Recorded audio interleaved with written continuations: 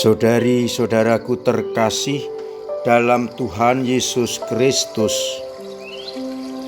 selamat pagi dan berkah dalam. Kita bertemu kembali dalam renungan harian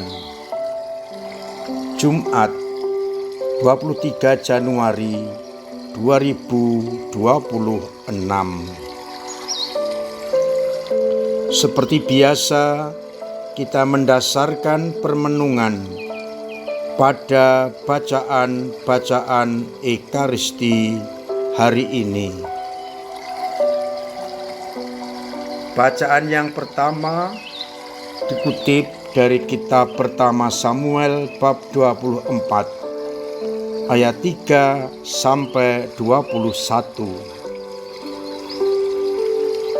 Diterangkan di sana, Saul dengan ribuan pasukan berikhtiar untuk mencari Daud dan membunuhnya. Ketika mereka sampai di sebuah gua, Saul ingin membuang hajat dan kemudian juga beristirahat di sana.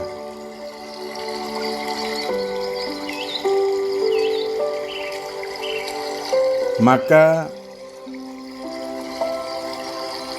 orang-orang yang mengikuti Daud mengatakan, "Lihat, Allah menyerahkan musuhmu kepadamu."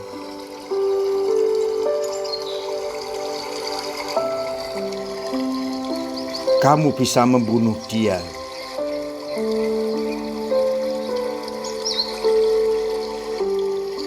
Namun Daud pelan-pelan datang kepada Saul yang sedang tidur dan diam-diam memotong punca jubah Saul. Dengan berdebar-debar, lalu ia kembali kepada pengikutnya dan berkata, "Kiranya dijauhkanlah daripadaku untuk melakukan hal yang demikian kepada tuanku, orang yang diurapi oleh Allah."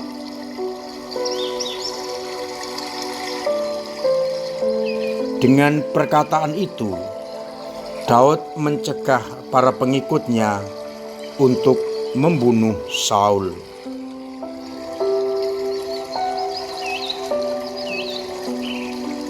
Sementara itu Saul bangun dan meninggalkan gua, hendak melanjutkan perjalanan. Maka bangunlah Daud, keluar dari dalam gua dan berseru kepada Saul, "Tuanku raja." Saul menoleh ke belakang. Maka Daud berlutut dengan gemetar ke tanah, sujud menyembah dan berkata, "Mengapa engkau percaya akan perkataan orang-orang yang mengatakan, sesungguhnya Daud mengikhtiarkan celakamu? Ketahuilah, pada hari ini Tuhan menyerahkan engkau kepadaku. Namun aku tidak membunuh engkau. Lihatlah potongan jubah. Ini menunjukkan bahwa aku tidak membunuh engkau.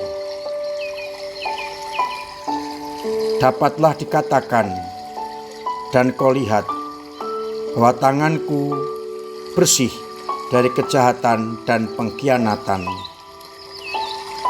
dan bahwa aku tidak berbuat dosa terhadap engkau, walaupun engkau mengejar-mengejar aku untuk mencabut nyawaku.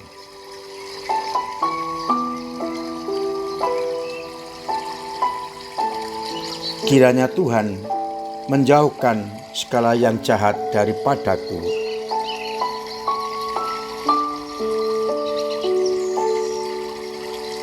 Tuhanlah yang menjadi hakim atas peristiwa ini. Setelah Daud selesai berbicara, Saul berkata, "Suaramukah itu, ya anakku Daud?"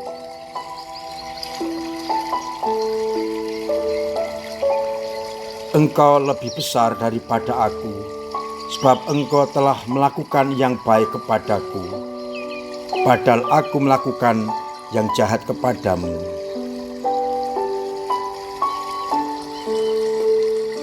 Kau tunjukkan pada hari ini betapa engkau telah melakukan yang baik kepadaku, walaupun Tuhan telah menyerahkan aku ke dalam tanganmu.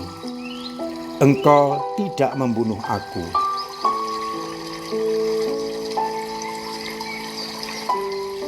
Dan akhirnya Daud tidak dikejar-kejar lagi.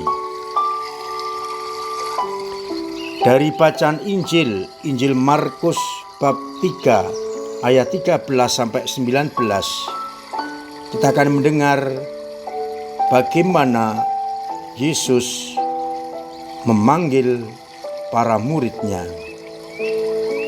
Mereka memanggil yang dikehendakinya datang kepadanya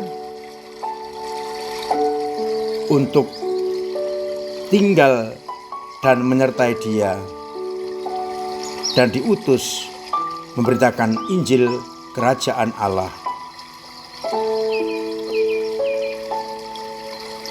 Mereka masing-masing disebut namanya, berjumlah 12 orang.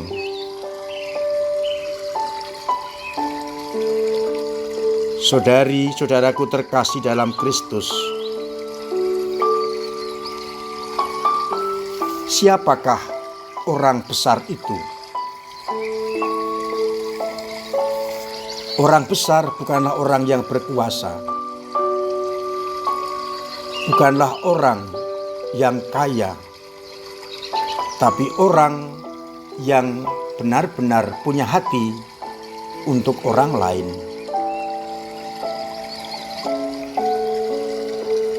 Daud yang diancam kematiannya oleh Saul tetap membiarkan Saul hidup meskipun Tuhan telah menyerahkan Saul kepada Daud.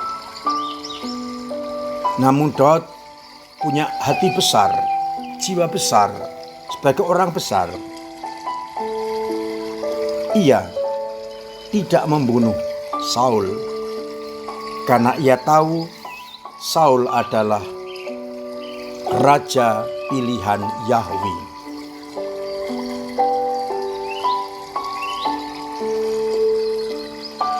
Orang yang berhati besar, orang yang berjiwa besar, tidak harus orang yang punya kekuasaan, tetapi hidupnya dikuasai oleh kasih, oleh ajaran Kristus.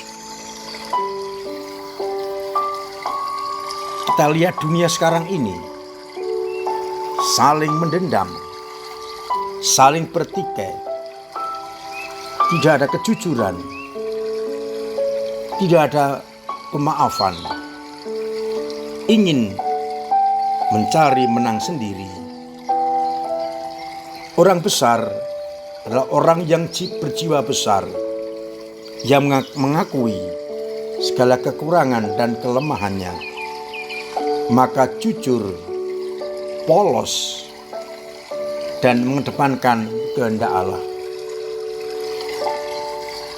Tidak mudah, tetapi harus kita perjuangkan agar kita semua menjadi orang yang besar,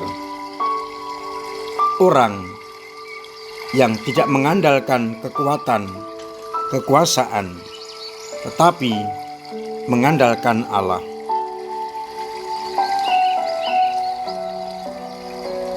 Pertanyaan untuk kita renungkan. Sudahkah aku berjiwa besar yang berarti mengandalkan Allah di atas segala-galanya?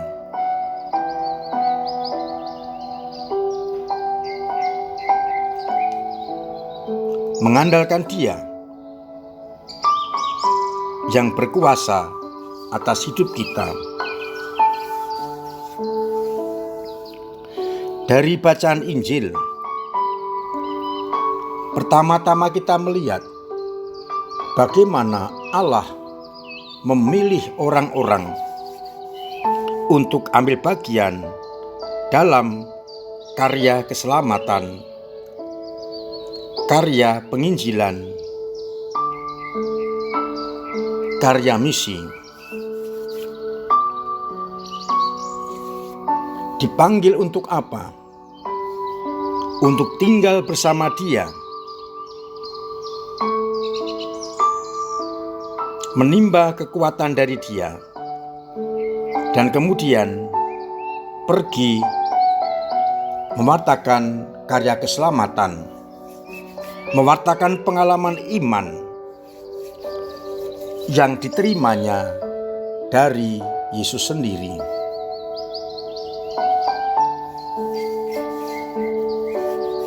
Maka kita yang juga dipilih menjadi anak-anaknya, hendaknya juga berani untuk seperti para rasul, menimba kekuatan, ambil bagian dalam karya Yesus, sehingga yang kita wartakan adalah pengalaman iman dan bukan mewartakan diri sendiri. Kita bertanya, apakah aku sudah juga ambil bagian dalam karya-karya itu lewat cara-cara kita, sehingga kita juga layak dan pantas menjadi murid-muridnya. Kita kembali kepada Yesus untuk mendapatkan kembali kekuatan. Maka kita diajak setiap kali untuk berkomunikasi dengan Yesus dalam doa-doa kita, meditasi kita, sehingga kita benar-benar dapat hidup sesuai dengan kehendak Allah. Istilahnya, kita hening untuk mendengarkan suara Tuhan, sehingga pengalaman kita, karya-karya kita benar-benar bersumber dari Allah sendiri.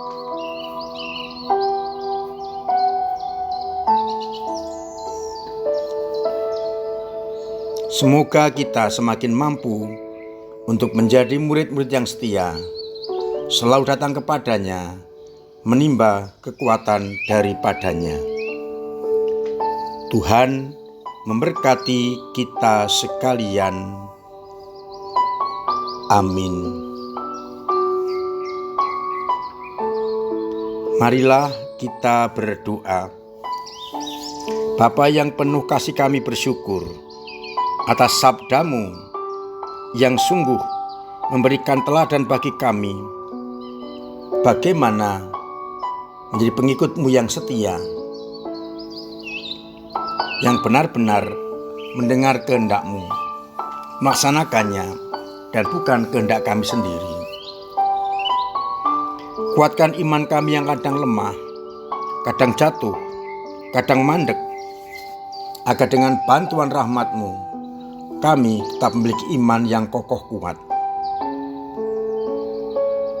Semoga umat-Mu yang sakit Engkau sembuhkan, yang punya beban berat Engkau ringankan, yang punya persoalan Engkau bantu mengurai, yang punya kesulitan ekonomi, Engkau bantu usahanya, agar akhirnya mereka tetap mengalami cinta kasih-Mu. Untuk itu, sertai kami dengan berkat-Mu sendiri, Bapa dan Putra dan Roh Kudus. Amin.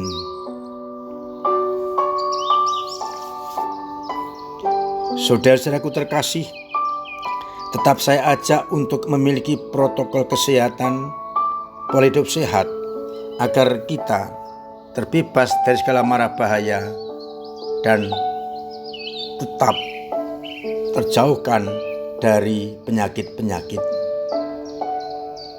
Terima kasih untuk peran saya panjenengan dalam gereja lewat doa-doa, pemberian diri, pemberian waktu, pemberian tenaga, pemberian karya, dan pemberian dana yang sungguh membuat gereja terus bergerak maju mewartakan Injil. Terus mari kita tingkatkan usaha kita untuk ambil bagian dalam gereja kita, agar akhirnya gereja semakin bahagia, menginspiratif, dan mensejahterakan.